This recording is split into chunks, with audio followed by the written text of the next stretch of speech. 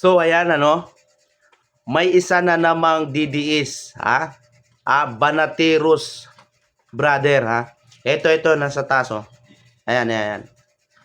Nasampulan na naman ni Trillanes, Senator Trillanes, no. Kasi itong si Banateros, gumagawa ito ng kapiknyusan. Sabi niya doon sa post niya na nabayaran daw yung 18 Marines ng tig 50 million.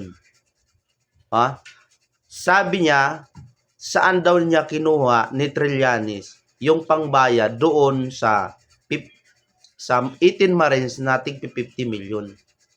So ngayon, nakita ngayon ni Trillanes yung post niya. Sinagot siya ni Trillanes.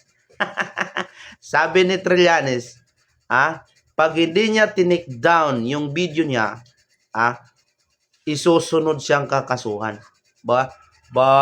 Hindi nagtagal, ilang oras lang. Ilang oras lang, guys, didis. Dinilit agad yung video niya.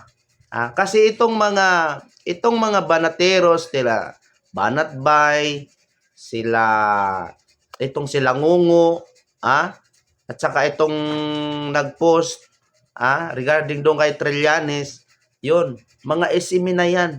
Puro yan mga kapiknyusan. SMNI ang nagpapabayad yan sa kanila. Alam mo yung SMNI kay Buloy? Yun, mga kakampiyon niya.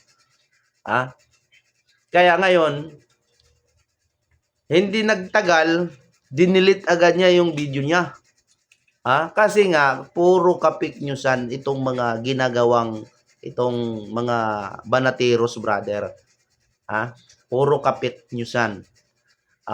Di ba? Ganong kayo, DDS, ganyan kayo. Puro fake news. Mga unghang